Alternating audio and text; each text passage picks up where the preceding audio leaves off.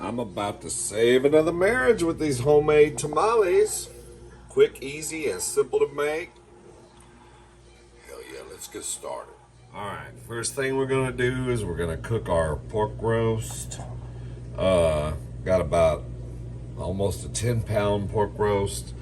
I had two of them. I cut this one up and I put it in two Dutch ovens to make them fit.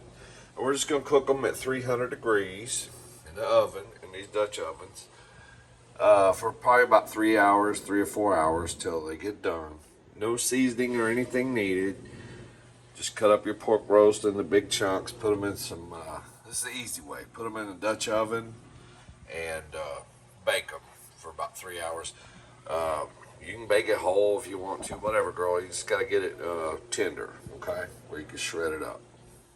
So I cooked my pork for 4 hours in the Dutch oven, made it super tender, okay. I shredded it up just using a couple of forks. You just want to shred it up, okay. Then you want to season your meat. I threw some red pepper flakes in there, and of course my favorite fancy fajita seasoning. Okay, so that's our meat. It's ready to go. Okay, so to make our masa, you're gonna need a large bowl. You're gonna need some tamale masa. You're gonna need some corn husks, and then I season my masa up with some chili powder, some garlic sea salt or just garlic salt, and some cumin. And then we're gonna put some beef broth in it, so you're gonna need some bouillon cubes for that. You're gonna need some lard and a mixer to mix it up, okay? I'll show you how we're gonna put this together. Okay, so now I'm gonna make my masa. So for my masa, I'm gonna use about 1.5 cups of lard. Okay, about 1.5 cups of lard.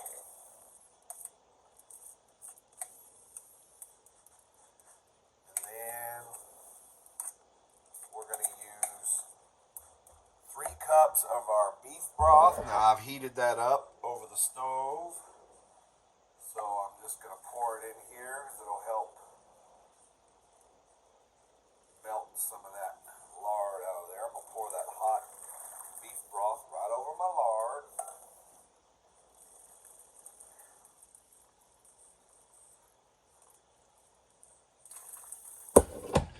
That's 3 cups right there. Ooh, made my spoon hot. Okay. And the reason I do that is it helps that lard melt. Break that lard down. So what we're going to do is, I like to spice up my masa. So I'm going to add 2 tablespoons of the garlic sea salt.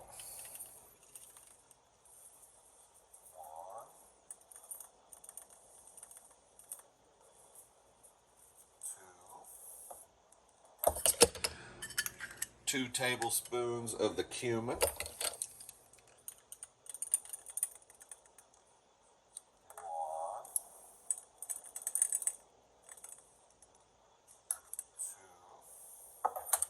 and 2 tablespoons of chili powder. 1,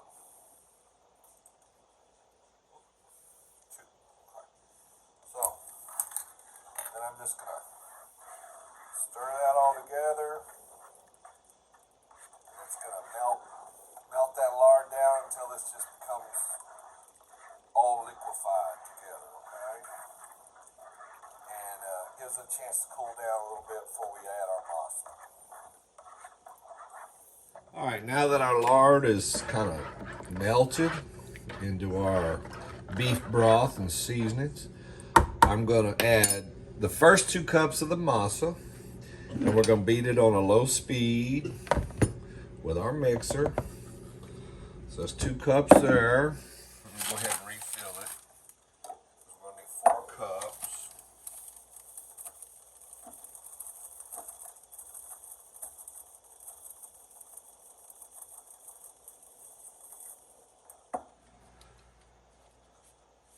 A little bit more.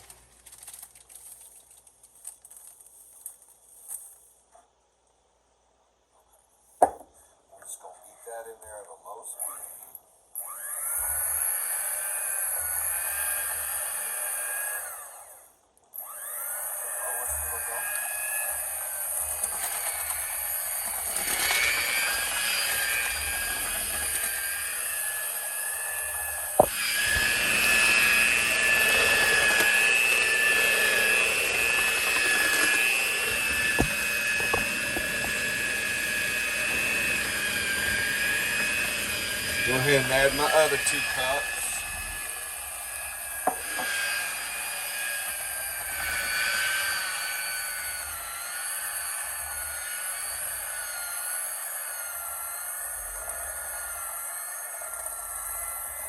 Beat that on a low speed for about 2 minutes.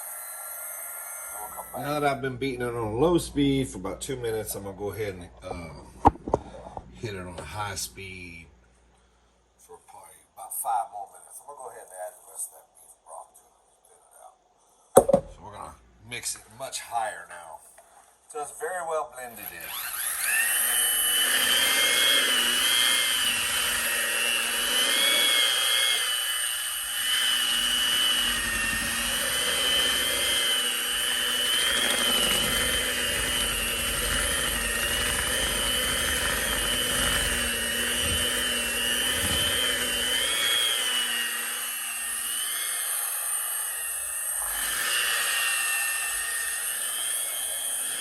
All right, now that our masa's all whipped up and ready to go, what I like to do is get me a plate. That's what I'm going to put the husk on and put the masa and the meat mixture in.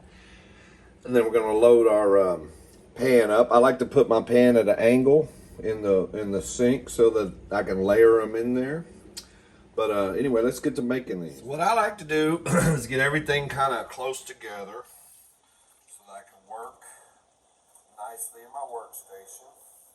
You want to soak your husk in some hot water. Make sure they're clean. Soak them for about 30 minutes. That makes them more pliable. So then I just take a husk, I lay it on my plate, and I just use one of these cake spreader thingies. I get me a little bit of the masa, and I just spread it evenly,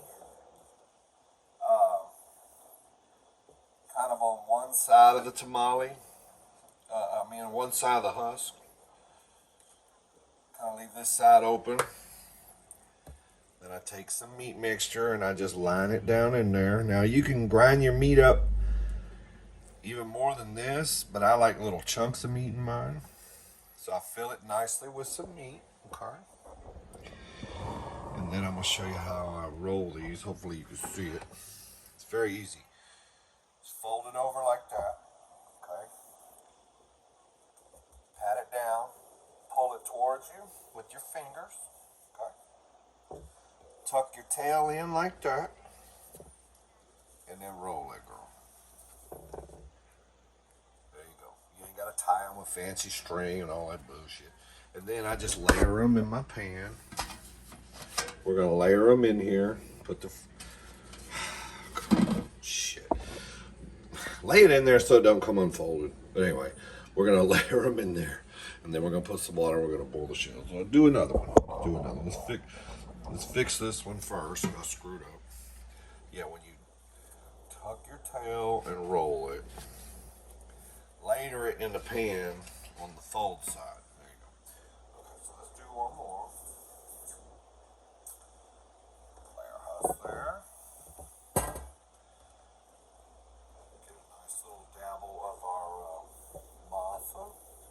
You can just use a regular spoon if you don't have one of these cake spreader things. They also sell a masa spreader online if you want to be 5-star.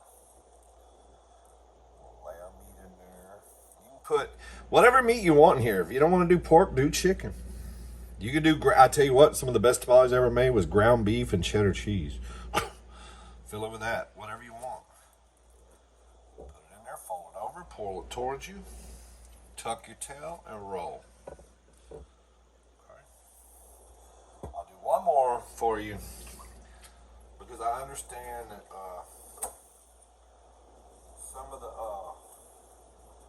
some of my subscribers might be like me and failed the first grade. Okay, so here's your, put our masa there, we're gonna spread it. Just a nice little thin layers like that. Line our meat in there. Okay. Fold it over. Press it. Pull it towards you to tighten it up. Tuck your tail and roll.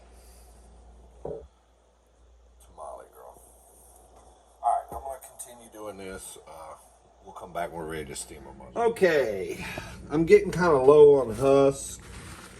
I should have bought 2 packages, and I ran out of masa. So rather than make a whole nother batch of masa, and I still got like half the meat, almost half the meat left. So I got enough to make another half batch. So what I'm gonna do, I'm just gonna go ahead and steam these, and I'll continue the rest tomorrow. So what I did was I put a bowl in here to hold them up, fill up the gap. Okay, I'm gonna cover them with a wet towel. Then we're gonna put the lid on them and steam them for about, I don't know, about an hour and 15 minutes. Once they start steaming, about an hour and 15 minutes. We'll see where we're at. All right, our tamales have been steaming for 1.5 hours. So I'll pull the lid off. I'm just gonna sit here and let them cool down for a few minutes, and then we'll give it a taste. Might have saved another marriage here. I don't know. So the true test to know whether or not you cooked the tamales correctly or made them correctly is if they roll out of the husk without sticking. If they stick, then they're not done right. But let's see what happens.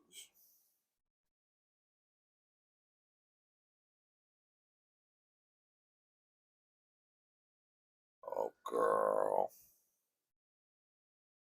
How beautiful that is. Let's give it a taste. All right, let's give it a taste. There's one of the tamales. Didn't stick to the husk. It's full of meaty goodness. But does it taste good? Let's try it out.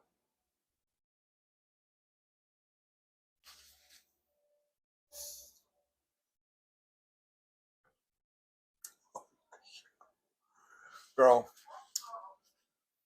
tamales aren't hard. I know you've been hearing, oh, they're so hard to make, and you're scared to make them.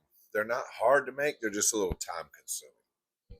But girl, it's worth it. It's worth. I'm gonna put the recipe in the description because I know there's a lot involved here, but you got to make these, girl. It'll save your marriage, especially if you're married to a Mexican man, uh, or even a gringo, whatever, girl. Any man is gonna love these. Mm.